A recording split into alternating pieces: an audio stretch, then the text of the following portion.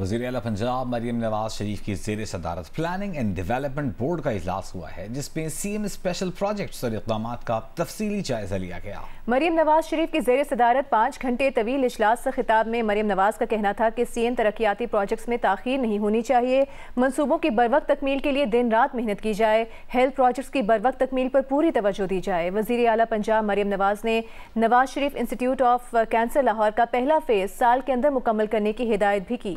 सरगोधा में Nawaz Sharif institute of cardiology का OPD दिसंबर 2025 में खोलने का हुक्म दिया। इजलास को बताया गया कि बड़े अस्पतालों की रिवैम्पिंग जून तक मुकम्मल कर ली जाएगी। एयर एम्बुलेंस सर्विस जून, जबकि मोटरवे एम्बुलेंस सर्विस दिसंबर तक शुरू हो जाएगी। लाहौर में 300 और दीगर शहरों में 330 इलेक्ट्रिक बसें चलाई जाएंगी।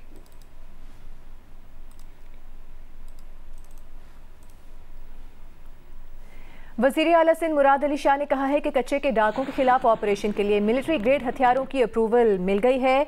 सखर में इजलास के बाद न्यूज़ कॉन्फ्रेंस के दौरान वज़ीर आला सिंध ने कहा कि कच्चे के ऑपरेशन में मतलूब डाकू मारे गए हैं। में हथियार चाहिए थे मिलिट्री ग्रेड।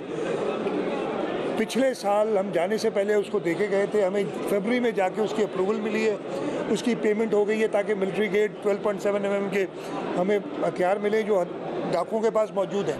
पंजाब पुलिस की तरफ से आया था कि जी हमने एक एडवांसमेंट करनी है और हम एक जो ट्राइब है जिसके डाकू हैं उनको पीछे, और सिंध हुकूमत ने पूरी उनकी मदद की और 4 या 5 डाकू मारे गए जो मुझे इत्तला है। नायब वज़ीर आज़म और वज़ीर ख़ारजा इसहाक़ डार न्यूज़ कॉन्फ्रेंस कर रहे हैं। दूसरा मलेशिया के फॉरेन मिनिस्टर साहब के साथ, सऊदी अरेबिया के फॉरेन मिनिस्टर साहब के साथ, और जो सेक्रेटरी जनरल हैं डिजिटल कॉपरेशन ऑर्गेनाइजेशन DCO, तो ये तीनों हमारी वहाँ ये जो मीटिंग थी वो बहुत ही बड़ी फ़ायदेमंद और भरपूर फ्यूचर डिस्कशंस थी कि हमने कैसे आगे चलना है।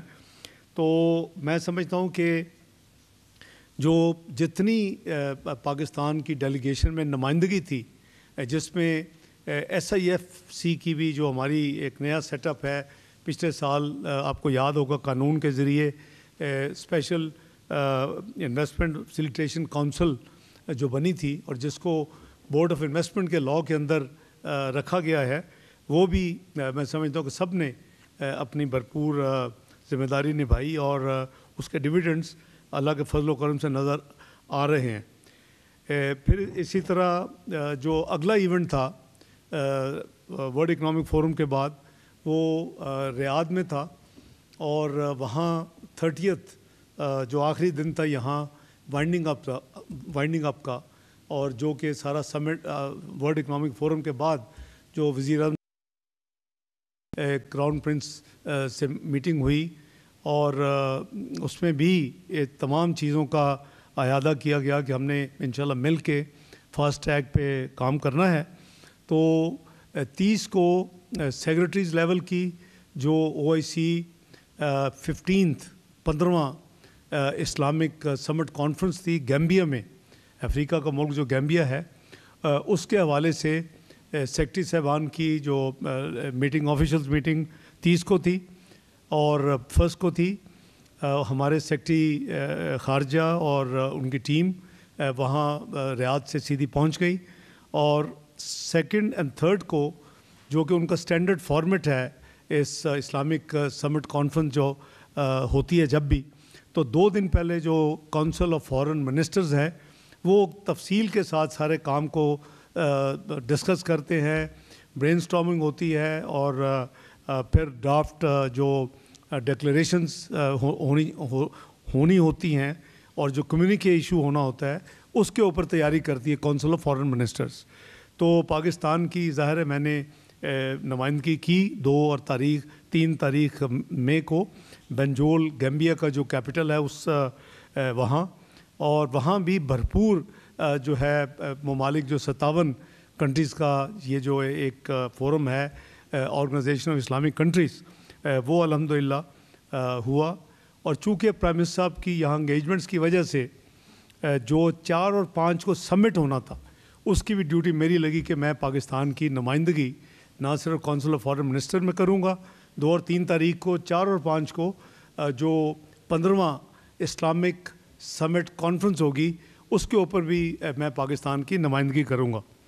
ہماری چاہتے ہی میں نے سیکرٹری جنرل OIC سے بھی تفصیل سے میٹنگ کی. میرے 3 میجر ایجنڈا آئٹمز تھے. باقی تو ظاہر ہے کہ آپ نے ڈیکلیریشن دیکھی ہوگی, قریباً 300 سے ذرا کم 292 کے قریب پیراز پہ وہ ڈیکلیریشن ہے جس پہ ہم نے اکٹھے مل کے کام کیا اور ایگری کیا. اور یہ جو کمیونیکے ہے, جو ڈیکلیریشن ہے, وہ قریباً 3 صفحے کی ہے. اس میں وہ اس کی سمری سمجھ لیں. تو میرا جو تھا کہ ایک ہم جو غزہ کے اوپر ہمارے مسلمان بہن بھائیوں کے ساتھ جو کچھ ہو رہا ہے اس کے لیے بھرپور کوآپریشن آپس میں کرنی اور پھر ایک بھرپور انداز میں ایک فیصلہ کرنا. دوسرا میری جو ایجنڈا آئٹم تھی پاکستان کے حوالے سے, وہ جو ہماری کشمیر, جموں اینڈ کشمیر کی ڈسپیوٹ ہے وہ تھا. اور تیسرا جو تھا ایز اے مسلم اینڈ ایک لیڈنگ مسلم کنٹری پاکستان کی نمائندگی کرتے ہوئے جو اسلاموفوبیا دنیا میں عروج پکڑتا جا رہا ہے اور تیزی کے ساتھ بڑھا ہے, اس کے اوپر بات چیت کرنی اور انگیج کرنا اور ان ہم خیال جو ممالک ہم سارے وہاں بیٹھے ہیں ایک کوئی لائحہ عمل تیار کرنا. تو یہ 3 میجر ایجنڈا تھے.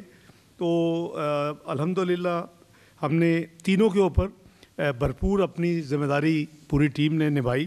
اور یہ جو ہمارا پہلا غزہ کے حوالے سے تھا وہ اس کا جو کرکس ہے وہ میں عرض کر دیتا ہوں کہ ہم نے, اور یہ وہاں اب پارٹ آف دی ڈیکلیریشن اور کمیونیکے یہ آ چکا ہے کہ immediate end of indiscriminate use of force and inhuman siege of Gaza by Israel, unimpeded flow of humanitarian assistance to the besieged people of Gaza, an immediate and unconditional ceasefire in Gaza, return of displaced Palestinian people to their homeland, accountability for the war crimes committed by Israel with impunity, the UN's Security Council to ensure immediate implementation of Resolution 2728 for cessation of hostilities, earliest resumption of an inclusive, transparent and irreversible peace process to secure the realization of the two-state solution for Palestine, reactivation of OIC Ministerial Committee on Israeli aggression against the Palestinians. Pakistan offered to assist the committee's efforts, and also stoppage of all Israeli settlements in occupied Palestinian territories and relinquishment of all usurped Palestinian properties. یہ ہماری کور demands تھیں جو کہ اس وقت declaration اور وہاں کی جو کمیونیکے جو کہ ہسٹورک ڈاکومنٹ ہے اس میں یہ ساری کی ساری چیزیں یعنی اس میں ریکارڈ ہو چکی ہیں. کشمیر کے اوپر بھی, اور ہم نے یہ بھی کہا کہ جی اس وقت تک مڈل ایسٹ میں امن قائم نہیں ہوگا, جو میری تقریر تھی سمٹ میں پاکستان کی نمائندگی کرتے ہوئے, جب تک ایک پیلسٹین اور کا ایشو جو ہے وہ حل نہیں ہوگا, جب تک یہ ایک انڈیپینڈنٹ ایک سٹیٹ کے طور پہ اس کو دل سے تسلیم نہیں کیا جائے گا, جب تک 1967 جو ہے 67 کے جو باؤنڈریز تھی اس کے حوالے سے یہ پیلسٹین واپس نہیں ہوگا اور القدس شریف جو ہے وہ اس کا کیپٹل نہیں ہوگا. یہ ہماری کور جو میسیجز تھے وہ یہ تھے. اور اسی طرح اسی سمٹ میں میں نے کہا کہ جس طرح مسلمان ممالک جو ہیں وہ پیلسٹین اور غزہ کے لیے جو سچویشن ہے, کوئی انڈین انلیگلی ہیلڈ جو آکوپائڈ کشمیر ہے, جموں اینڈ کشمیر, وہ کوئی ڈفرینٹ نہیں ہے. وہاں جو کچھ ہو رہا ہے وہ بھی قریباً پیرلل ہے. یعنی انسانیت کے اوپر وہ مظالم جو ڈھائے جا رہے ہیں, جو انوسینٹ ہمارے بہن بھائی کشمیری کے اوپر جو مظالم اور جو کچھ وہاں پراپرٹیز اور ڈیموکریٹک چینجز ہو رہی ہیں, تو اس کے حوالے سے جو کور ہماری ڈیمانڈز کہہ لیں یا ہمارے میسیجز تھے وہ یہ تھے کہ یہ جو میں اس کو ریپیٹ اس لیے کر رہا ہوں کہ ایگزیکٹلی ہم نے وہاں یہ ریکارڈ چیزیں کی ہیں. Condemns surge in anti-Pakistan rhetoric and Islamophobic narratives by Indian political leaders during the ongoing Lok Sabha elections. آپ نے دیکھا کہ جس قسم کے وہ بیانات دے رہے ہیں وہ میں سمجھتا ہوں کہ کوئی ریجنل پیس اینڈ سیکورٹی کے لیے اچھا اومن نہیں ہے. we called upon OIC to convince India, number one, revoke its unilateral and illegal actions of 5th August 2019 and the subsequent steps. Number two, halt the ongoing human rights violations in the Jammu and Kashmir. Agla, release immediately the political prisoners, human rights defenders and dissenters, including Mr. Yasin Malik. Next, provide solemn assurances that it will not change the occupied territory's demographic composition and not allow non-Kashmiris to acquire voting rights, property or residence in Jammu and Kashmir. Next, repeal its draconian emergency laws and withdraw its heavy military presence from Kashmiri cities, towns and villages. Second last, provide unhindered access to UN, OIC and international media to report on the situation in Indian illegally occupied Jammu and Kashmir. And lastly, implement fully the relevant UN Security Council resolution and allow the Kashmiris to freely exercise their right to self-determination through a UN supervised plebiscite. ये हमारा core वहाँ focus था, core messages थे. और इस हवाले से मैं आपको एक और चीज़ अर्ज़ करूँ कि OIC के 11 कॉन्टेक्ट ग्रुप्स हैं OIC के अम्ब्रेला के नीचे, जिसमें एक ग्रुप है OIC contact group on Jammu and Kashmir. पिछले काफ़ी सालों में समिट जब हुए हैं तो इस कॉन्टेक्ट ग्रुप की कोई मीटिंग नहीं हो सकी और इस दफ़ा भी किसी कॉन्टेक्ट ग्रुप की मीटिंग नहीं हुई.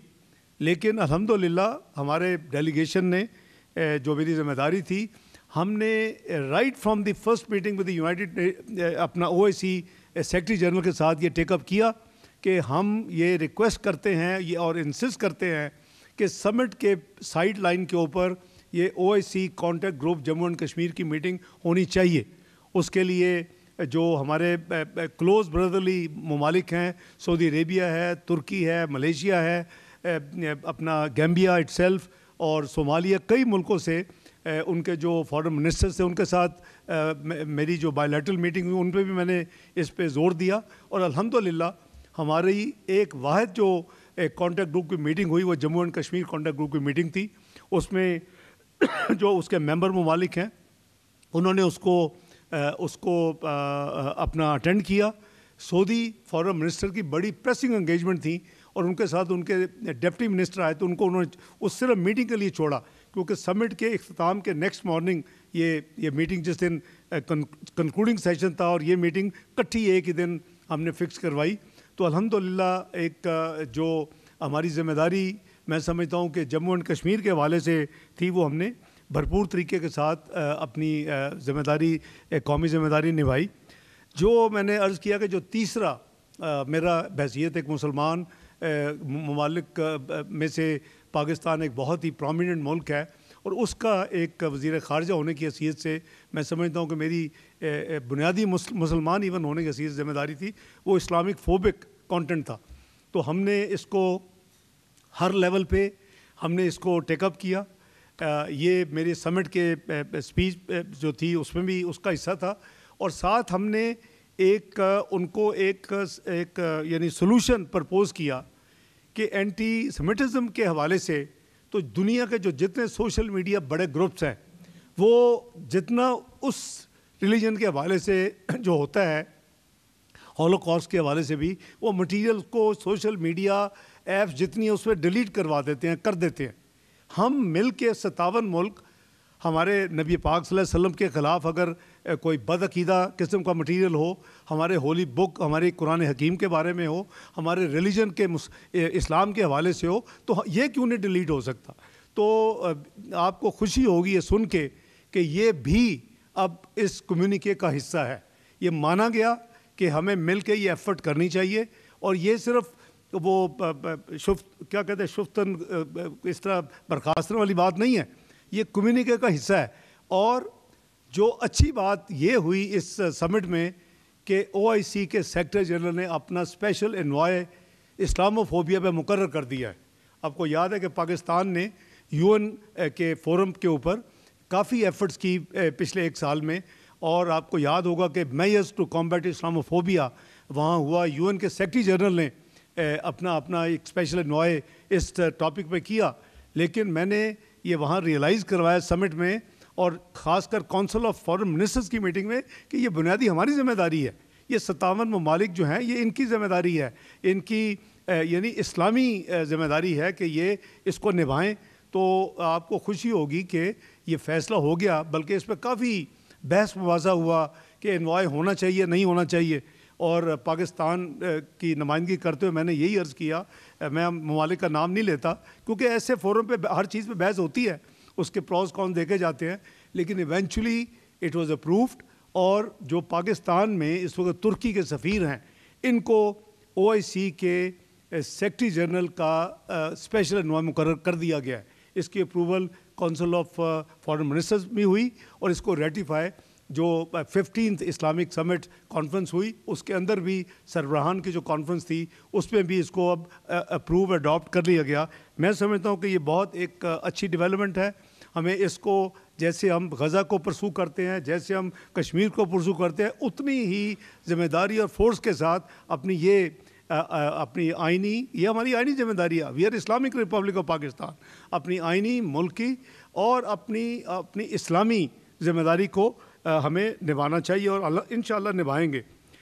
اس کے علاوہ جو ہماری جو ڈیلیگیشن تھا, میرے ساتھ سیکرٹری فارن افیئر بھی تھے اور ہمارے ریلیونٹ مشن کے لوگ تھے. چونکہ ہماری ایمبیسی گیمبیا میں نہیں ہے تو ہماری جو سینیگال میں ایمبیسی ہے وہی گیمبیا کو بھی لک آفٹر کرتی ہے. اور وہاں پر ٹریول ڈاکومنٹ جو ہے وہ پاسپورٹ کو کنسیڈر کیا جاتا ہے. اسی کو سامنے رکھتے ہوئے حکومت پاکستان نے یہ فیصلہ کیا تھا کہ عام چمن بارڈر کو بھی ون ڈاکومنٹ رجیم کریں گے کہ پاسپورٹ پہ لوگ ٹریول کریں. دنیا میں کہیں ایسا نہیں ہوتا کہ وداؤٹ کوئی پراپر ٹریول ڈاکومنٹ کے آپ ایک جگہ سے دوسری جگہ جا سکیں. کیا ہمارے سب سے زیادہ مقدس جگہ سعودی عرب ہے, مکہ ہم جاتے ہیں عمرہ ادا کرنے یا حج پڑھنے کے لیے, کیا وہاں پر ہم بغیر پاسپورٹ کے ٹریول کرنے کا سوچ سکتے ہیں؟ تو اسی طرح Afghanistan is a separate country, Pakistan is a separate country. تو اس کے لیے ہم نے ایک کوشش کی ہے فیڈرل گورنمنٹ کے ساتھ مل کے.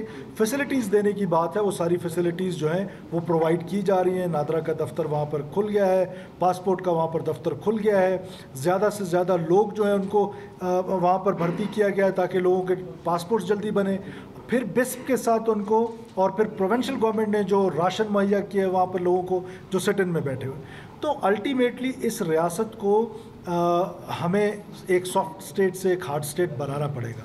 دنیا میں جو ممالک جو پریکٹسز کر رہے ہیں ہمیں ان پریکٹسز کو اڈاپٹ کرنا پڑے گا.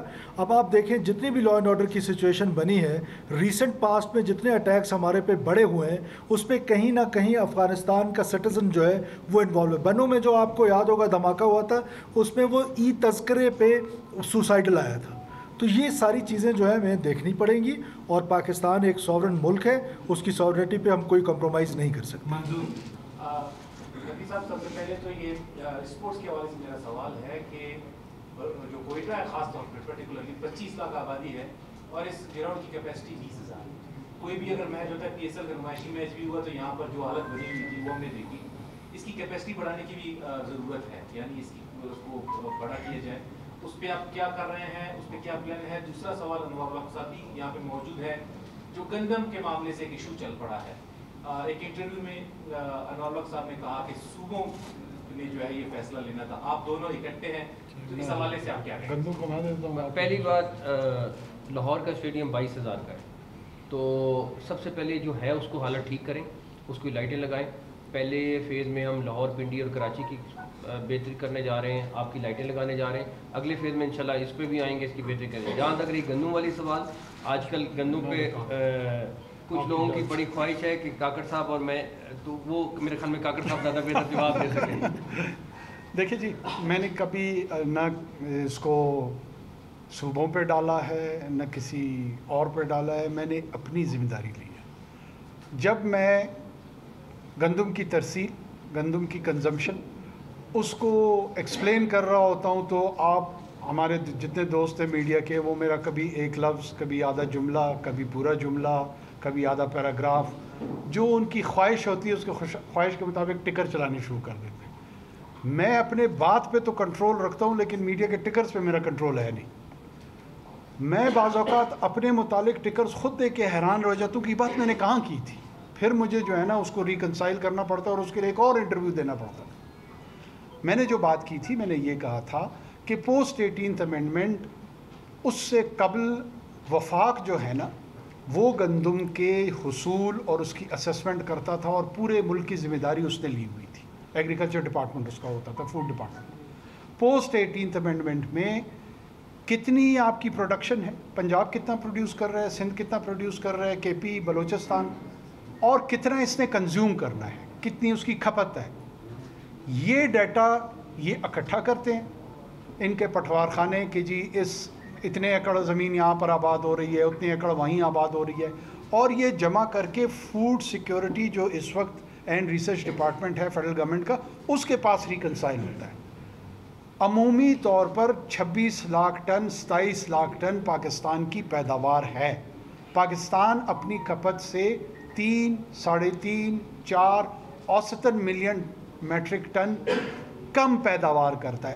یہ جو کم پیداوار ہوتی ہے اس کو ایڈریس کرنے کے لیے 2 طریقے ہیں کہ یا تو حکومت خود خریداری کرے انٹرنیشنل مارکیٹ سے, گلوبل مارکیٹ سے, اور سبسیڈائز ریٹس پہ لوگوں کو دے تاکہ مارکیٹ سٹیبل رہے, یا دوسرا طریقہ یہ ہے کہ پرائیویٹ سیکٹر کو اس میں انوالو کرے اور وہ اس کو ایڈریس کرے. تیسرا جو سب سے اہم نقطہ ہے جو بدقسمتی سے اس وقت بھی اتنے بڑے کرائسس, سیلف کریٹڈ کرائسس کے بعد جو کوئی بھی اس پہ بحث نہیں کر رہا, کہ جو ہمارا R&D ہے, ریسرچ اینڈ ڈیولپمنٹ, جس میں اگر تھوڑی سی انویسٹمنٹ ہو تو یہ 4 ملین کا ٹن کا گیپ اور یا شاید اس سے زائد, وہ کیسے ہم پروڈیوس کر سکتے ہیں, کوئی اس پہ بحث نہیں کر رہا. ٹھیک ہے, یہ صحت مند بحث کا رجحان ہمارے یہاں کم ہے. اب چونکہ ہمارے دور میں جو فیصلہ ہوا تھا وہ میں as a food in charge minister میں اس کی اونرشپ لے رہا ہوں. جو دوسرے صاحب جو ہمارے ساتھ وزارت میں آئے تھے وہ کافی بعد میں ہماری کابینہ میں شامل ہوئے تھے. اس ECC کا جو ڈیسیجن ہوا تھا, I was minister in charge of the food security department. جو اسٹیمیٹ اس وقت صوبوں سے آئی تھی اس کی بنیاد پہ PDM کی حکومت تھی, اس نے اس ڈیٹا کو ایکسیپٹ کر کے ECC میں ایک سمری جنریٹ کی تھی. وہ ڈیٹا ہمارے نگران حکومت کے پاس آیا, یہ میں نے کہا تھا, اور اس کی بنیاد پہ ہم نے ایک ڈیسیجن لیا, اور وہ ڈیسیجن یہ لیا کہ گورنمنٹ پروکیورمنٹ نہیں کرے گی. ہم نے عام آدمیوں کے جو گیپ تھا جو اس کے لیے پرووائڈ کرنا تھا, اگر ہم پروکیورمنٹ نہ کرتے گیپ نے تو وہیں رہنا تھا, وہ تو نہیں ختم ہوا تھا. وہ ہم نے فیسیلیٹیشن دی. لوگ کہتے ہیں کہ جی یہ کہہ رہے ہیں ہمارا کیا لینا دینا, بڑے بڑے اینکرز ہیں وہ 8 بجے بیٹھ کے جو ہے نا طنز بھی کرتے ہیں ہم پہ, ہمارا لینا دینا نہیں بھائی. اس ملک میں امپورٹ جو ہے نا, امپورٹ پالیسی آرڈر ایک SRO قانون کے تحت ہوتی ہے. میں کوئی مغل بادشاہ نہیں ہوں جس نے حکم جاری کیا تھا کہ اب درآمد کی اجازت ہے, اب برآمد کی اجازت ہے. اس کے لیے نوٹیفیکیشن ہوتا ہے, قانون جاری ہوتا ہے, اس پہ کتنی ٹیکسیشن ہونی ہے نہیں ہونی ہے.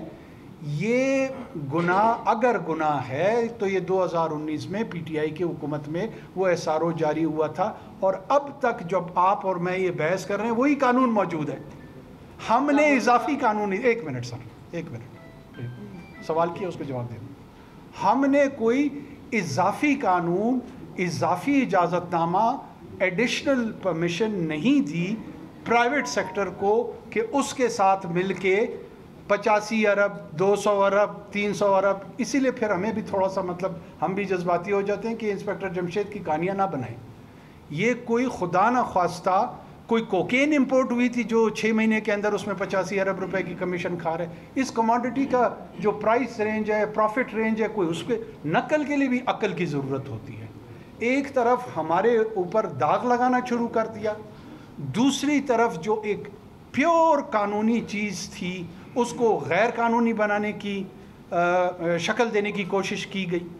تیسری جو سب سے بڑی بدقسمتی ہے, جو صحت مند بحث ہمارے ایگریکلچرل پروڈیوس کے متعلق, ایلڈز کے متعلق, ہارویسٹ کے متعلق ہونی چاہیے تھی, اس کو قتل کر دیا گیا, کل کر دیا گیا.